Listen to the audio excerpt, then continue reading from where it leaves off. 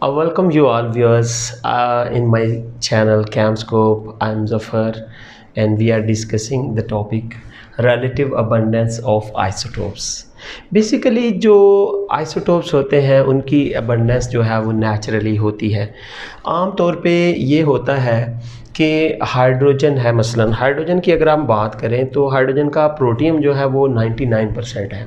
तो हम आम तौर पे हाइड्रोजन के पहले आइसोटोप की प्रॉपर्टीज़ के मुताबिक सारी प्रॉपर्टीज स्टडी या लिख रहे होते हैं या कर रहे होते हैं। इसी तरह अगर आप देखो आपका नाइट्रोजन है, उसमें भी पहला आइसोटोप जो है वो हाईली मतलब 99% है। अगर आप कार्बन की बात करो, कार्बन में भी आप देखो तो कार्बन 12 जो है वो 99% है या 98.9% बनता है वो। तो हम उसके मुताबिक प्रॉपर्टीज़ पढ़ते हैं। लेकिन इन केस ऑफ क्लोरीन और ब्रोमीन दूसरा आइसोटोप भी काफ़ी मिकदार में मौजूद है। मतलब हम क्लोरीन में देखें तो दूसरा आइसोटोप 25% तक है, पहला अगर 75 है। ब्रोमीन में दोनों ऑलमोस्ट 50-50% है। इसका मतलब है ब्रोमीन और क्लोरीन के केस में दोनों एलिमेंट की प्रॉपर्टीज़ जो हम लिखते हैं वो शेयर्ड होती हैं। जबकि कुछ एलिमेंट जिनमें एक एलिमेंट बहुत अबंडेंट होता है उसमें हम जो रिलेटिवली ज़्यादा अबंडेंट है उसके मुताबिक प्रॉपर्टीज़ कर रहे होते हैं।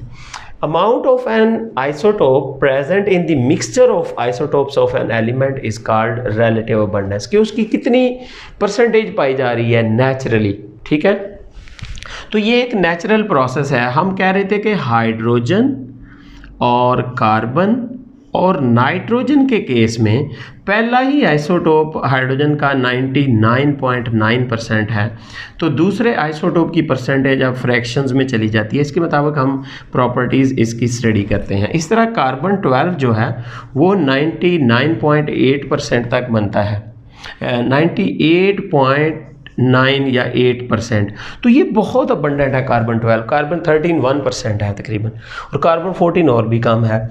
जबकि इसी तरह नाइट्रोजन की अगर आप बात करो तो नाइट्रोजन 14 जो है वो भी 99% के करीब है।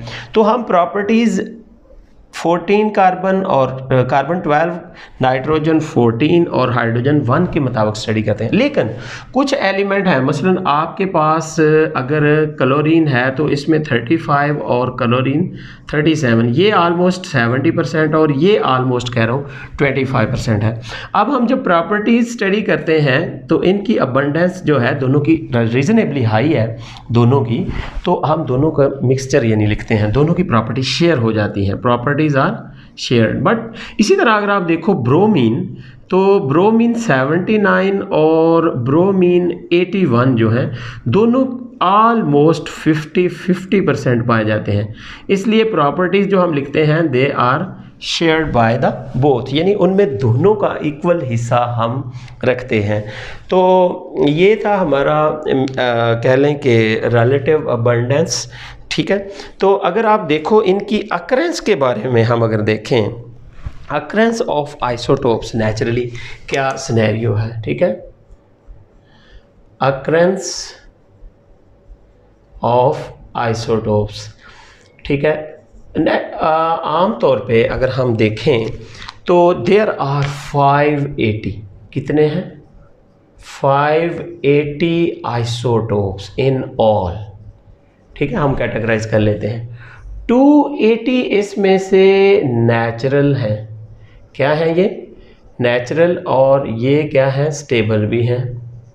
ठीक है, ये नेचुरल हैं। जबकि 300 जो हैं ये अनस्टेबल हैं। क्या है अनस्टेबल, और साथ ही साथ ये रेडियो एक्टिव भी हैं, और साथ ही साथ ये आर्टिफिशियली प्रिपेयर किए गए हैं जिसे हम कहते हैं। ठीक है, तो नेचुरली जो पाए जाते हैं इसकी आजकल वैसे तादाद और भी ज़्यादा हो चुकी है, लेकिन हम जो कि बुक को फॉलो कर रहे थे ज़्यादातर। तो ये जो 280 है इसमें से 240 जो है नॉन रेडियो एक्टिव है, बट ये नेचुरल है। ठीक है, नॉन रेडियो एक्टिव। और इन 280 में से 40 जो हैं वो कह लो कि रेडियो एक्टिव हैं। क्या है रेडियो एक्टिव।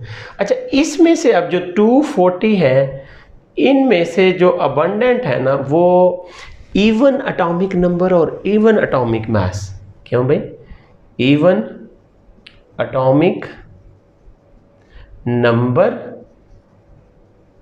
और इवन एटॉमिक मास, यानी ऐसे आइसोटोप्स जिनका ऐसे एलिमेंट जिनका एटॉमिक नंबर और एटॉमिक मास इवन होता है, इवन नंबर में, वो 2 से ज़्यादा उनके आइसोटोप्स होते हैं। और ये याद रखें, इस 240 में से 154 ये है, और फिर एक कैटेगरी रह जाती है ऑड एटॉमिक नंबर वालों की, atomic number and odd atomic mass. या जो ऑड एटॉमिक नंबर वाले हैं वो आम तौर पे या तो मोनो आइसोटॉपिक होते हैं या फिर डाई आइसोटॉपिक होते हैं। इस तरह हमने नतीजा निकाला कि इवन एटॉमिक नंबर और इवन एटॉमिक मास वाले क्या हैं, अबंडेंट हैं, और ऑड एटॉमिक नंबर और ऑड एटॉमिक मास वाले रेयर कह लो या लेसर हैं, उनमें मोनो या डाई हो सकता है, इनमें आमतौर पे काफ़ी ज़्यादा आइसोटोप पाए जाते हैं। एक और बात याद रखिएगा, isotopes whose atomic masses are, क्यों भाई, आइसोटोप्स हुज, जिनके atomic masses are multiple of 4, are multiple of 4 are abundant, are multiple of 4 are abundant and they constitute, ये MCQs में पूछ सकते हैं, and they constitute 50% of the earth's crust, constitute 50% of earth's crust। तो वो कौन कौन से एलिमेंट हैं जी, इसमें ऑक्सीजन है, इसमें मैग्नीशियम है, इसमें हमारा आयरन है, और इसमें हमारा ऑक्सीजन है, और दूसरा जो एलिमेंट है, हमने 4-5 एलिमेंट का जिक्र करना है इसमें। तो ऑक्सीजन का एटॉमिक नंबर 16 है, मैग्नीशियम का 24 है, सिलिकॉन का 28 है, कैल्शियम का 40 है, और आयरन का 56 है।